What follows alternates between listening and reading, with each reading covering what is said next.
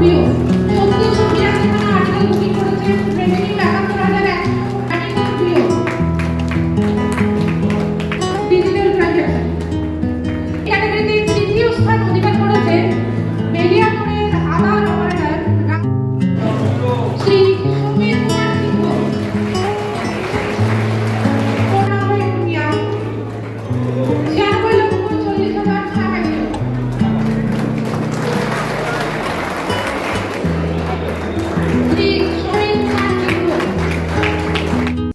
বড় ধরনের কিছু পরিবর্তনের মধ্য দিয়ে চলেছে এবং সেই পরিবর্তনের মুখ্য বিষয় প্রযুক্তি নয়, মুখ্য বিষয় ক্রমবর্ধমান ব্যয় বা ক্রমহ্রাসমান আয় এসব নয়, মুখ্য বিষয় প্রাসঙ্গিকতা। যে কাজের জন্য আমাকে দিল্লি যেতে হয়েছিল তার মূল লক্ষ্য ছিল কিভাবে আমাদের শাখা ডাকঘরগুলোকে আরো প্রাসঙ্গিক এবং আরো আয় সম্পন্ন করে তোলা যায়।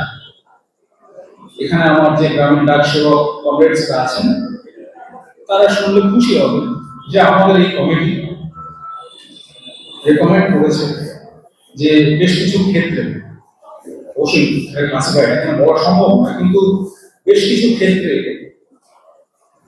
যা বিভাগ আয় করবে এখন থেকে তার 2/3 বেশি সরাসরি সেই বিরোধে চলবে।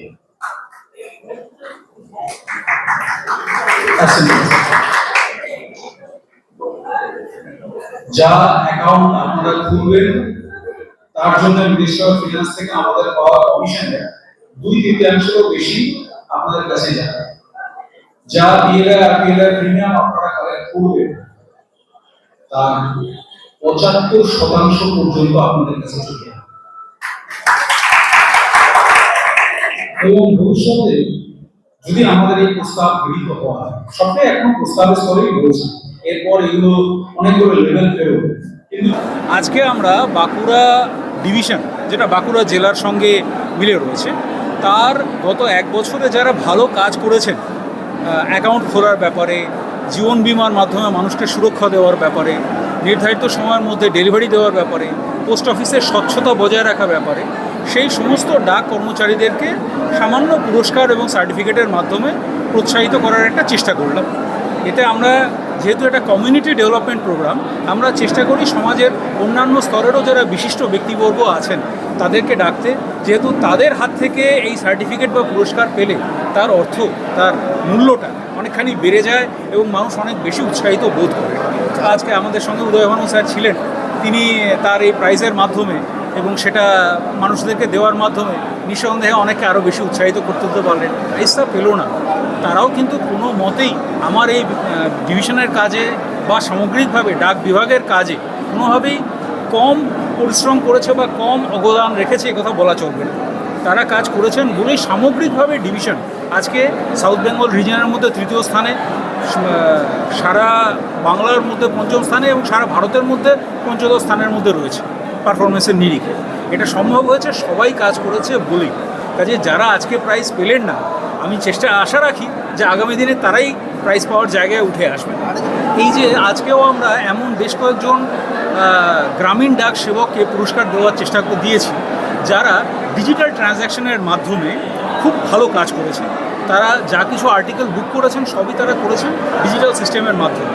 এর অর্থ একটাই, সেটা হচ্ছে যে প্রত্যন্ত অঞ্চলেও মানুষের কাছে এই যে ইউপিআই পরিষেবাটি পৌঁছে গেছে এবং তার মাধ্যমে ক্যাশলেস ট্রানজ্যাকশন, যেটা স্বচ্ছ, নিরাপদ এবং যার সম্পূর্ণ মনিটরিং হয় ভারতের কেন্দ্রীয় ব্যবস্থার মাধ্যমে, সেই ব্যবস্থাটা যে প্রচারিত হয়েছে এবং প্রসারিত হয়েছে তার প্রমাণ পাওয়া গেল এই পুরস্কারের মাধ্যমে।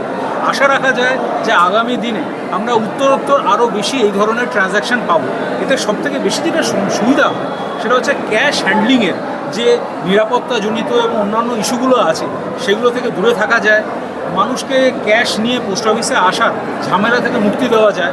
তারা আসবেন, তারা ট্রানজ্যাকশন করবেন, চলে যাবেন, অথবা আমরা তাদের দরজায় যাব, তারা ট্রানজ্যাকশন করবেন, ব্যাস এটুকুর মাধ্যমে। জায়গা নয়। আর দেখুন, আমাদের এটা তো ডাকসেবা জনসেবা হিসেবেই থাকবে, এটার কোনোরকম বেসরকারিকরণ বা ওই ধরনের কিছু সম্ভব নয়। এটা রাষ্ট্রপুঞ্জের সঙ্গে ভারত সরকার বা ভারতের যে সম্পর্ক, তাতে একটা বিশেষ বিষয় বলা থাকে, সেটাকে বলা হয় ইউনিভার্সাল সার্ভিস অব্লিগেশন। অর্থাৎ যে সেবা আমরা প্রত্যেক নাগরিককে দিতে বাধ্য, তার অর্থ থাকুক, তার কাছে কিছু সুবিধা থাকুক বা না থাকুক, ডাক পরিষেবা সেই ধরনের একটি ইউনিভার্সাল সার্ভিস অবলিগেশনের মধ্যে পড়ে।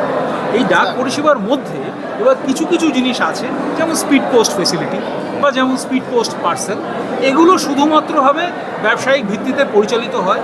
তাদের যে আর্থিক কাঠামো, তার যে ট্যারিফস, সেগুলো আলাদাভাবে গণনা করা হয়।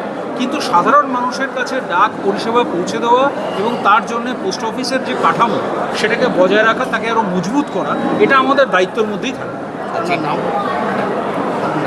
আমার নাম রিজু গাঙ্গুলি, আমি পোস্টমাস্টার জেনারেল, দক্ষিণবঙ্গ রিজন।